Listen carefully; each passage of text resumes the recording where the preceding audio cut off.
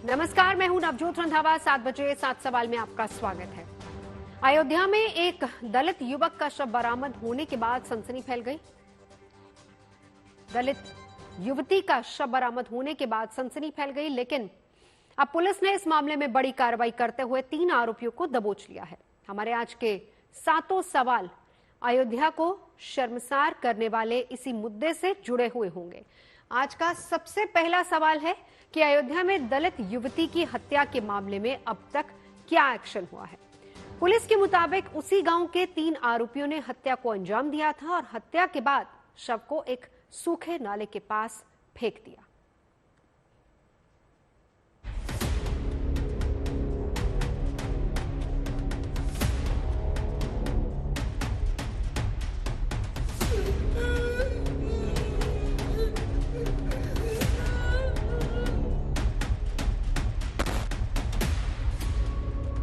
अयोध्या में दलित युवती हत्याकांड में खुलासा। दलित युवती से दरिंदगी के गुनहगार गिरफ्तार। पुलिस ने निर्मम हत्या के आरोपियों को दबोचा। शराब के नशे में युवती की हत्या को दिया अंजाम। दलित बेटी के परिजनों को इंसाफ का इंतजार। दिग्विजय सिंह, हरिराम कोरी, विजय साहू, ये वो 3 शख्स हैं जिन्होंने धर्म और अध्यात्म की नगरी अयोध्या को शर्मसार किया है। इन तीनों ने 22 साल की एक दलित युवती की हत्या करने के बाद उसके शव को फेंक दिया था। ये दर्दनाक घटना अयोध्या के दर्शन नगर क्षेत्र के सहनवा गांव की है। इस गांव की एक दलित युवती को गांव के ही इन 3 आरोपियों ने बड़ी बेरहमी के साथ एक स्कूल में मार डाला था और हत्या के बाद उसके शव को पास के एक सूखे नाले के पास फेंक दिया। 30 तारीख को ये दलित युवती अपने घर से निकली थी और बताया गया था कि भंडारा खाने के लिए गई थी। हालांकि इसी दौरान 30 तारीख से वह अपने घर से गायब थी, जिसकी तलाश के लिए पुलिस के पास संपर्क किया गया था। परिजनों के मुताबिक 30 तारीख के गायब होने के बाद से ही लगातार परिजन डर रहे थे कि आखिर उसके साथ अनहोनी ना हो जाए, लेकिन 30 तारीख के बाद तकरीबन 1 तारीख को उसका शव नाले के पास बरामद हुआ। सोमवार को पुलिस ने दलित युवती की हत्या का खुलासा करने का दावा किया। पुलिस के मुताबिक मुख्य आरोपी उसी गांव का ही रहने वाला दिग्विजय सिंह उर्फ बाबा है। पुलिस ने दावा किया है कि तीनों आरोपियों ने जुर्म कबूल लिया है। पुलिस के द्वारा 4 टीमों का गठन किया गया था, जिनके अथक प्रयास से विभिन्न तरीके के वैज्ञानिक साक्ष्य संकलन, सीसीटीवी फुटेज और टेक्निकल सर्विलांस के माध्यम से अंततः केस का सफल अनावरण किया गया है और 3 आरोपी हरिराम कोरी, विजय साहू और दिग्विजय सिंह तीनों को गिरफ्तार कर इसमें अग्रिम विधिक कार्रवाई की जा रही है। तीनों आरोपियों के द्वारा अपना जुर्म में स्वीकारोक्ति कबूल की गई है और उनके बयान के आधार पर, अन्य चीज़ों के आधार पर हमारे साक्ष्य संकलन की कार्रवाई जारी है। इसमें आवश्यकता अनुसार अभियुक्तों का न्यायालय से रिमांड लेकर के हमारी साक्ष्य संकलन की कार्रवाई और अन्य पूछताछ की कार्रवाई जारी रहेगी। पुलिस के मुताबिक वारदात के समय तीनों नशे में थे और उन्होंने नशे की हालत में ही युवती का कत्ल किया था। हत्या करने के बाद इन तीनों ने युवती के शव को एक नाले के पास फेंक दिया और फरार हो गए। पुलिस के अनुसार वारदात वाली जगह से कुछ दूर एक आयोजन चल रहा था, जिस वजह से युवती के शोर मचाने की आवाज दब गई। दिनांक 1 तारीख को एक शव बरामद हुआ था, जिसकी पहचान उनके रूप में हुई थी। इसके क्रम में पुलिस के द्वारा 4 टीमों का गठन किया गया। जैसा कि आप लोगों को पूर्व में बताया गया था, घटनास्थल को देखने पर ऐसा प्रतीत हो रहा था कि घटनास्थल वह स्थान नहीं है जहां पे हत्या की घटना को कारित किया गया, अपितु शव को वहां पे ला करके रखा गया ताकि पुलिस को भ्रमित किया जा सके और गुमराह किया जा सके। अयोध्या में दलित युवती के साथ हुई वारदात के बाद प्रशासनिक अमला सक्रिय हो गया और आरोपियों की पहचान करने के साथ साथ उन्हें दबोचने के लिए पुलिस ने 4 टीमें बनाई थी। जिले के एसएसपी के अनुसार सीसीटीवी फुटेज, वैज्ञानिक साक्ष्य के साथ मुखबिर से मिली सूचना के आधार पर पुलिस को इस केस को सुलझाने में मदद मिली। देखने से जो प्रतीत हो रहा है कि जहाँ पे हमको शव बरामद हुआ है वह घटनास्थल प्रतीत नहीं हो रहा है। ऐसा अपीयर हो रहा है कि शव को वहाँ पे ला करके रखा गया और घटनास्थल को क्रिएट करने की कोशिश की गई है पुलिस को गुमराह करने के उद्देश्य से। और जो अन्य तथ्य मिले हैं, फॉरेंसिक टीम को बुला करके तत्काल सभी जो भी हमारे साक्ष्य संकलन था, साइंटिफिक साक्ष्य संकलन करते हुए हमारी आगे प्रगति हुई है। केस के अनावरण हेतु 3 टीमों का गठन किया गया था और एसपी सिटी के नेतृत्व में एक अलग से टीम इसके बारे में जानकारी कर रही थी। इसके संबंध में हम लोगों ने 2 संदिग्ध से हमारी पूछताछ चल रही है। पुलिस सूत्रों का दावा है कि आरोपी दिग्विजय परिवार का परिचित था। कुछ दिनों पहले दिग्विजय का युवती के भाई से झगड़ा हुआ था, जिसके बाद से ही वो उस परिवार से बदला लेने की फिराक में था। हालांकि पुलिस के मुताबिक वारदात की तमाम कड़ियों को जोड़ने के लिए वो दिग्विजय को रिमांड पर लेकर पूछताछ करेगी। अयोध्या से मयंक शुक्ला और लखनऊ से आशीष श्रीवास्तव के साथ bureau report, good news today. Ayodhya के दर्शन नगर क्षेत्र में 22 साल की एक युवती 30 जनवरी की रात 10 बजे अपने घर से कथा सुनने के लिए निकली, लेकिन जब वो उस रात घर नहीं पहुंची तो अगले दिन उसके परिवार वालों ने पुलिस को शिकायत की। पुलिस को लड़की तो नहीं मिली, लेकिन उसका शव जरूर मिला, वो भी 2 दिन के बाद। ऐसे में हमारा आज का दूसरा सवाल भी इसी से जुड़ा हुआ है कि अयोध्या में दलित युवती की कब और कैसे हुई थी हत्या। पुलिस के मुताबिक तीनों आरोपियों ने लड़की के घर लौटते समय उसे पकड़ लिया और लड़की के विरोध करने पर उसकी हत्या कर दी।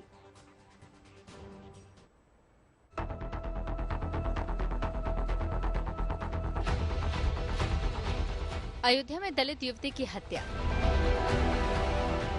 गांव के एक स्कूल में वारदात को अंजाम,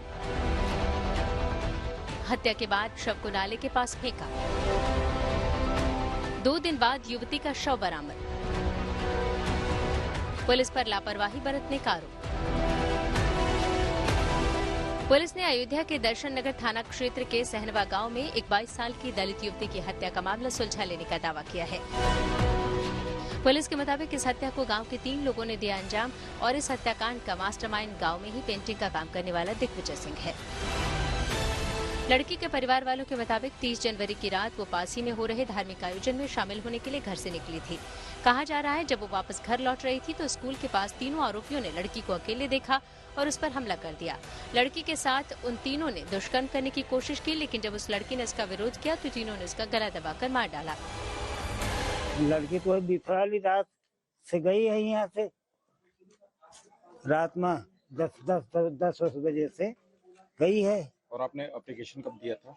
एप्लीकेशन उस दूसरे दिन पर वही दिन तो हेरत रहे का हम कहे न गलत दे दिए, कौनिवार से आ जाए एप्लीकेशन दे, दरखास्त दिए, रिपोर्ट लिखाए, फिर उल्टे डांटो खाई। जब लड़की रात में घर नहीं लौटी तो परिजनों ने खोजबीन शुरू की। अगले दिन सुबह में परिवार वालों ने पुलिस के पास शिकायत दर्ज कराई। उसके बाद पुलिस एक्शन में आई और आरोपियों की तलाश में जुट गए। जी, हम परिवार के लोगों से लगातार बात करके वही जानकारी कर रहे हैं। कि जैसा मैंने आपको कहा कि घटना स्थल अलग है और बॉडी कहीं और मिली है, तो कुछ पोस्टमार्टम चोटें भी होती हैं जो घटना स्थल तक बॉडी को लाते समय हो सकता है लग गए हैं, लेकिन कोई भी ऐसी चीज जैसा आप कह रहे हैं वैसी चीज नहीं है। जैसा मैंने आपको कहा अभी हमारी पूछताछ काफी आगे की स्टेज पे है, इस समय सब कुछ बोलना कुछ जल्दबाजी होगी, तो थोड़ा इंतजार करिए। मैं नहीं चाहूंगा कि किसी भी स्टेटमेंट से विवेचना प्रभावित हो। जो भी आगे प्रगति होगी उसके संबंध में आपको कॉज ऑफ डेथ इंजरी से आया है, इंजरी की वजह से मृत्यु हुई है और उसी के क्रम में जो भी आगे हमारी डेवलपमेंट होगी वो हम आपको मिल जाए कुछ। परिवार वालों के मुताबिक पुलिस ने लड़की के खोजबीन के लिए ज्यादा सक्रियता नहीं दिखाई। युवती के परिवार वालों के मुताबिक युवती की बड़ी बेरहमी के साथ हत्या की गई थी।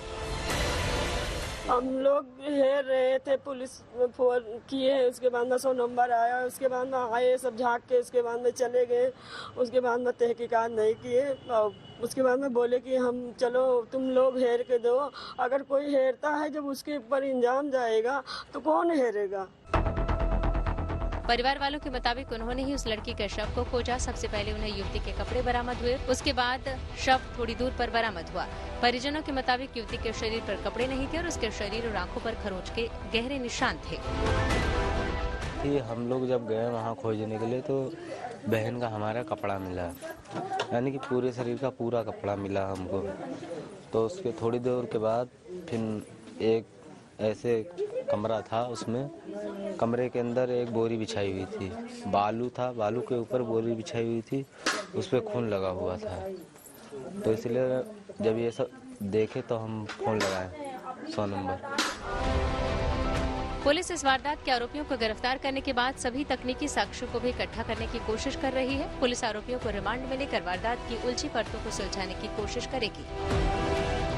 कहीं ना कहीं पुलिस ने जब मामले को गिरफ्तार किया आरोपियों को, उसके बाद से ही अब जानकारी की जा रही है जो कि बना गया है उसमें से 2 आरोपी उस युवती के गांव के ही रहने वाले हैं जो पहले से उसके परिचय के थे, जबकि एक आरोपी अन्य जगह का है। अब पुलिस इस पूरे मामले पर आरोपियों की रिमांड लेने के बाद आगे की भी जानकारी करेगी कि आखिर इस पीछे हत्या के वजह क्या था, क्योंकि जिस तरीके से हत्या की गई है कहीं ना कहीं पूरी तरीके से निर्ममता बताई गई है। पुलिस शव का पोस्टमार्टम करा रही है। पुलिस के मुताबिक रिपोर्ट मिलने के बाद रेप की पुष्टि होगी। फिलहाल पुलिस आरोपियों से पूछताछ कर रही है। अयोध्या से मयंक शुक्ला के साथ लखनऊ से आशीष श्रीवास्तव, गुड न्यूज टुडे। दलित युवती की हत्या के 2 दिन के बाद शव को एक नाले के पास से बरामद किया गया। परिवार वालों के मुताबिक शव बहुत बुरी हालत में था। परिवार वालों का आरोप है कि शव को देखने से लग रहा था कि शव के साथ दरिंदगी की गई थी। हालांकि पुलिस ने इस बात की पुष्टि अभी नहीं की है। ऐसे में आज का तीसरा सवाल भी यही है कि हत्या के इस मामले को अयोध्या का निर्भया कांड क्यों कहा जा रहा है। इसके बारे में ज्यादा जानकारी दे रहे हमारे संवाददाता आशीष श्रीवास्तव। जिस तरीके से युवती की हत्या हुई है, शव को छत विक्षिप्त कर दिया गया है। यही नहीं, जब उसकी बहन और अन्य लोगों ने इस शव को देखा तो देखते ही बेहोश हो गए। यानी कि जिस कदर ये शव की हालत की गई थी वो निर्भया कांड को याद दिलाती है। इस शव को जिस तरीके से छत विक्षिप्त किया गया, जिस तरीके से हत्या की गई, वह निर्भया कांड को याद दिलाता है। ऐसे में अयोध्या में कानून व्यवस्था जिस तरीके से आरोपियों ने अपने हंसिए पे लिया और दलित युवती की हत्या कर दी, वो कई सवाल खड़े कर रही थी कि आखिर किस तरीके से कानून के रखवाले उसको पकड़ पाते हैं। इस हत्याकांड के बाद स्थानीय पुलिस सवालों के घेरे में है। परिजनों ने जब इस घटना की शिकायत पुलिस को की तो पुलिस सक्रिय हुई, लेकिन शुरुआती जांच महज खानापूर्ति करने वाली रही। पुलिस के एक्शन से संतुष्ट परिवार वाले नजर नहीं आ रहे हैं। आज का चौथा सवाल भी यही है कि युवती की मौत पर पुलिस की भूमिका पर क्यों उठ रहे हैं सवाल। इसके बारे में ज्यादा जानकारी दे रहे हैं हमारे संवाददाता आशीष श्रीवास्तव। अयोध्या में दलित युवती की मौत के बाद पुलिस की कार्रवाई पर भी कई सवाल खड़े हो रहे हैं, क्योंकि पुलिस ने 36 घंटे बाद ही मुकदमा दर्ज किया और उसकी तलाश शुरू की। परिजनों का आरोप है कि अगर पुलिस 36 घंटे पहले ही मुकदमा दर्ज कर लेती और तलाश शुरू कर देती तो शायद इस स्टेज तक ये नहीं पहुंचती। अब चूंकि निर्ममतापूर्वक से हत्या की गई है दलित युवती की और पुलिस ने 3 आरोपियों को भले ही गिरफ्तार कर लिया है, लेकिन कानून व्यवस्था पर बड़े सवाल खड़े कर रहे हैं कि पुलिस की हीरा हवाली अगर नहीं हुई होती तो कहीं ना कहीं जो आरोपी हैं वो पहले ही गिरफ्तार हो जाते और पीड़िता की जान भी बच सकती थी। अब इस पूरे मामले पर जो पोस्टमार्टम रिपोर्ट है उसका भी इंतजार किया जा रहा है, लेकिन बताया गया है कि शरीर पर 30 से ज़्यादा चोट के निशान हैं। आखिर किस तरीके से निर्ममता की गई तो पुलिस की लापरवाही भी सामने निकल कर आ रही है। अयोध्या के मिल्कीपुर विधानसभा सीट पर उपचुनाव से ठीक पहले इस हत्याकांड के सामने आने पर बड़ा सवाल खड़ा हो गया है। विपक्षी दल इस मामले पर योगी सरकार पर हमलावर हो गए हैं। इस बीच आज उस मुद्दे की गूंज संसद में भी सुनाई दी। ऐसे में आज का 5वां सवाल भी यही है कि अयोध्या कांड पर संसद में क्या हुआ। संसद परिसर में आज नगीना के सांसद चंद्रशेखर आजाद ने इस मामले को लेकर धरना दिया, जिनसे बात की हमारे संवाददाता पीयूष मिश्रा ने। मैं काफी देर से यहाँ बैठा हूँ। उसका कारण ये है कि अयोध्या, जहाँ उत्तर प्रदेश में कहा जाता है कि राम राज है, वहाँ इतनी बड़ी घटना हुई है कि एक बेटी जिसके साथ निर्भया से भी बुरा, मैं आज याद करता हूँ दिल्ली में जब निर्भया के साथ ये हुआ था तब भी हम निःशब्द थे और आज भी हम निःशब्द हैं।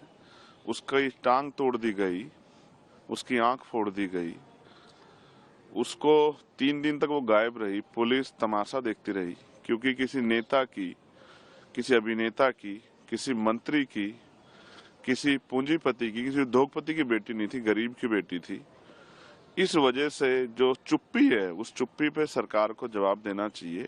वो जिस दशा में मिली थी खून से लथपथ, 3 दिन तक उसकी सर्च नहीं किया गया क्योंकि वो बेटी दलित की थी।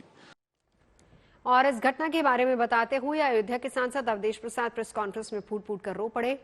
सांसद के बिलख बिलख कर रोने के बाद यूपी के मुख्यमंत्री ने अवधेश प्रसाद और समाजवादी पार्टी पर तंज किया। दरअसल अयोध्या की मिल्कीपुर विधानसभा सीट पर बुधवार को उपचुनाव है, लिहाजा यहां पर सियासत जोर शोर से चल रही है। आज का छठा सवाल भी यही है, दलित युवती हत्याकांड पर यूपी की सियासत में क्यों हो रहा है, यूपी में सियासत क्यों हो रही है। अयोध्या मामले में समाजवादी पार्टी के साथ साथ कांग्रेस और बहुजन समाज पार्टी को भी राज्य में कानून व्यवस्था पर सवाल उठाने का मौका मिल गया।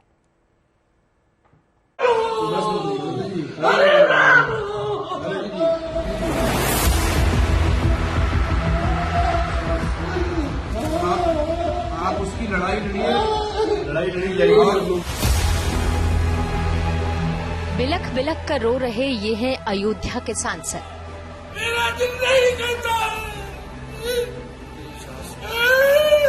प्रेस कॉन्फ्रेंस में फूट फूट कर रोने लगे अवधेश प्रसाद।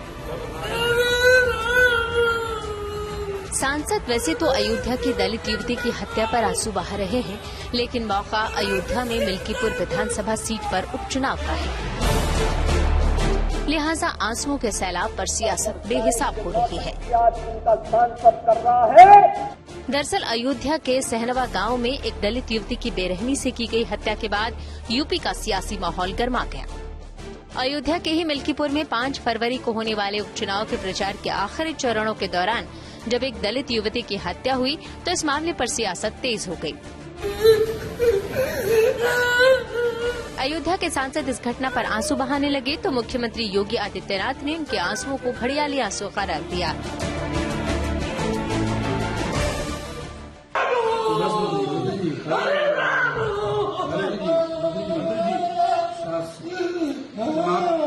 आप उसकी लड़ाई लड़ी जाएगी और लोग साथ लड़ाई को आप लड़ेंगे, उसको न्याय उसके दिलाएंगे।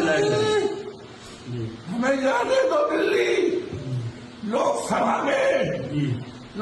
में जाने दो, मोदी के सामने हम बात रखेंगे, न्याय लग रहा तो हम इस्तीफा दे देंगे, लोकसभा से हम इस्तीफा दे देंगे। हम बचाने में, हम बेटी की इज्जत बचाने में नाकामयाब हो रहे हैं।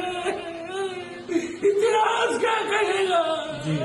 अयोध्या में भी कल एक बेटी के साथ घटना घटित हुई है, जहां जब निचले स्तर पर जाएगी जो नौटंकी आज इनका सांसद कर रहा है, याद करना उसमें भी कोई न कोई समाजवादी पार्टी का दरिंदा शामिल जरूर होगा। मिल्कीपुर उपचुनाव को देखते हुए दलित बेटी की हत्या के मामले में विपक्षी दलों ने सरकार को घेरना शुरू कर दिया है।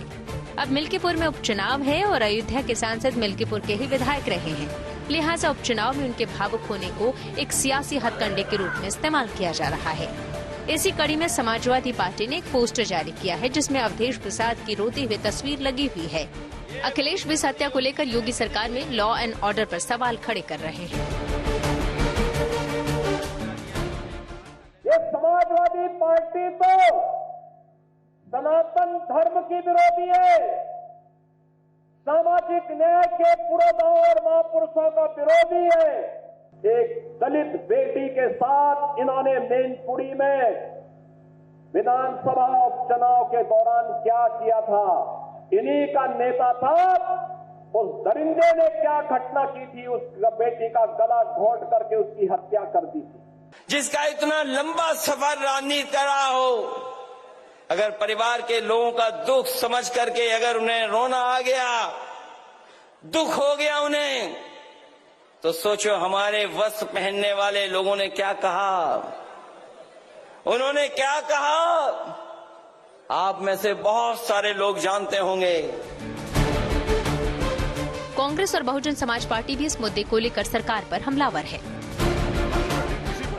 इस सरकार, योगी आदित्यनाथ की सरकार में कानून व्यवस्था पे जंगल राज कायम हो गया है। भयावह से भयावह घटना, कस्टोडियल मौत और बेटियों के साथ जिस तरह की घटनाएं सामने आ रही हैं, निश्चित रूप से उत्तर प्रदेश में कानून व्यवस्था बची ही नहीं है। इतना जघन हत्या हुई है जिसपे निश्चित है कि शासन को, प्रशासन को संज्ञान में लेना चाहिए।